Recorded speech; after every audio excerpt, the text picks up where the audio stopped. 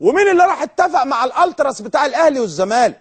انتوا عارفين الالتراس بتاع الاهلي والزمالك دول تقدر تجمعهم ازاي؟ في 10 دقايق. الالتراس بتاع الزمالك بيتحكم فيه 4، من ضمنهم الزعيم قاعد في شبرا. الالتراس بتاع الاهلي بيتحكم فيه 7، من ضمنهم 2 من المطريه، انا مش هقول اسماء. عشان تلم التراس الاهلي والزمالك 7 و4 كام؟ 11. 11 راجل بيقودوا الالتراس بتاع الاهلي والزمالك على مستوى الجمهوريه. كل واحد بيلم 1000، يعني بيجيبوا 11,000. طيب ايه قصه الالتراس؟ الالتراس ده اللي بيصرف عليهم الانديه، الاهلي والزمالك. والاسماعيلي عمل الالتراس بتاعه وبيصرف عليه. طيب بيستخدموا في ايه دول؟ مرشحين الرئاسه بيتعاملوا معاهم. طب انت يا توفيق مرشح رئاسه بتتعامل معاهم؟ لا، لان انا عندي بلدي وعندي بلادي، بسم الله ما شاء الله 50,000. لو قلت 50,000 في ثانيه يطلع،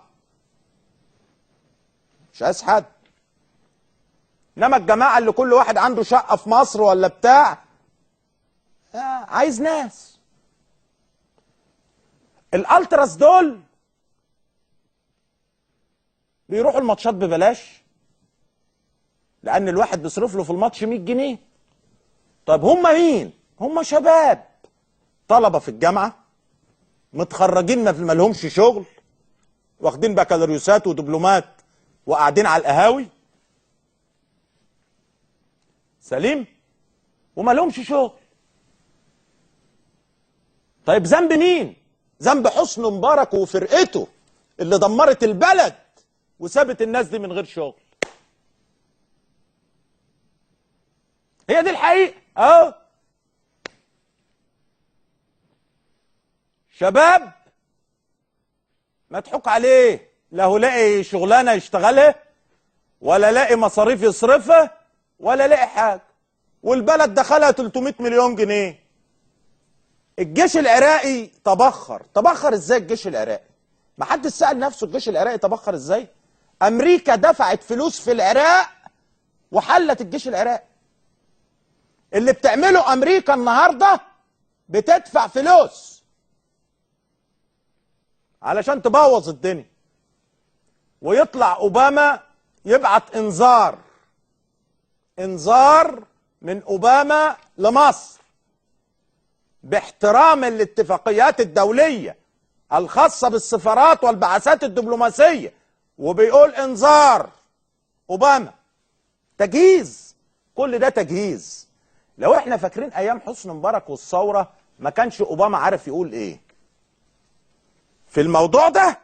طالع عارف واضح، لان هو مش اوباما كاوباما، دي مؤسسة. مين اللي ورا الكلام ده؟ اليهود. طب هم اليهود يبقوا ورا ان سفارتهم تتضرب في مصر؟ ايوه يا سيدي، الصهيونية ورا الموضوع ده. هي دي الحقيقة يا جماعة، علشان يلهب المنطقة.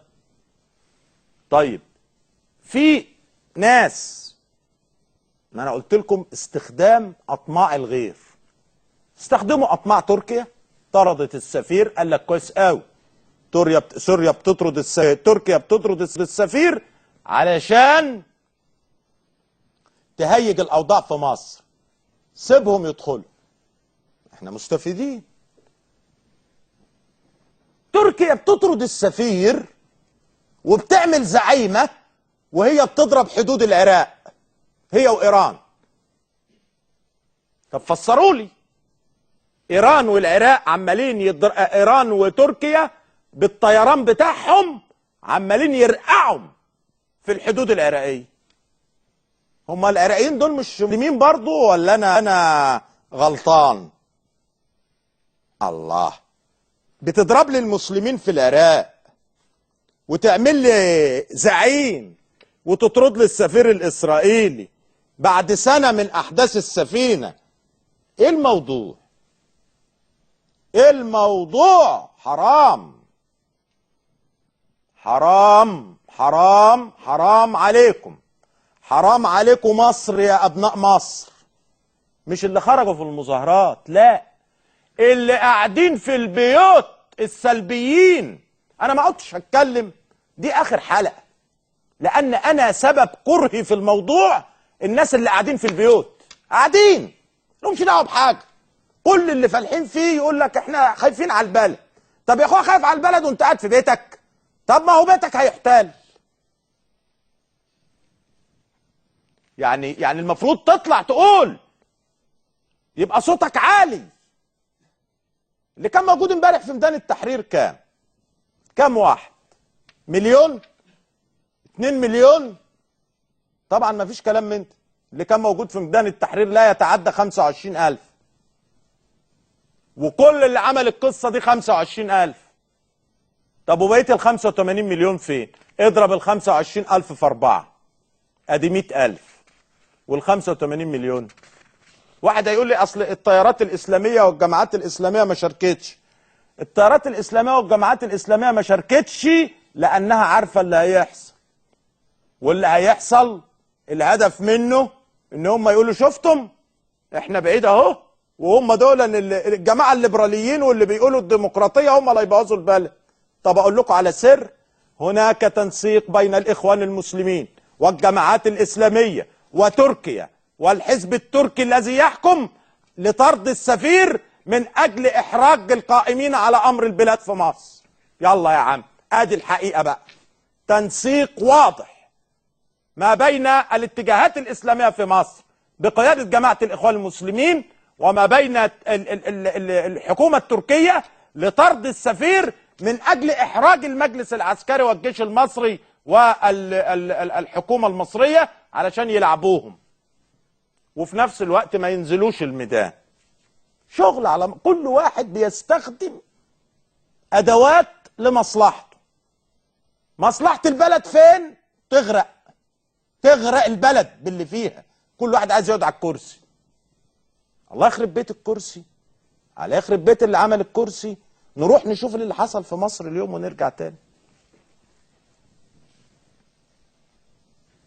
الاخبار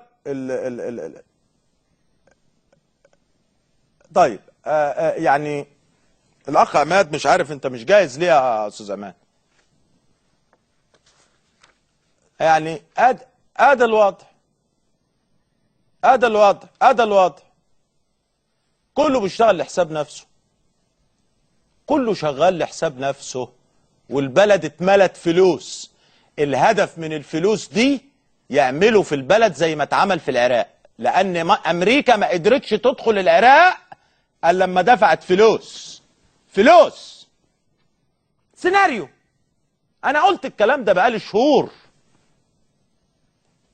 يلا نشوف ماذا حدث في مصر اليوم. مصدر أمني يتهم أياد خارجية بالتورط في أحداث السفارة ومديرية الأمن. اتهم مصدر أمني بوزارة الداخلية أياد خارجية بالتورط في أحداث العنف التي اندلعت أمام السفارة الإسرائيلية ومحاولة اقتحام مديرية أمن الجيزة.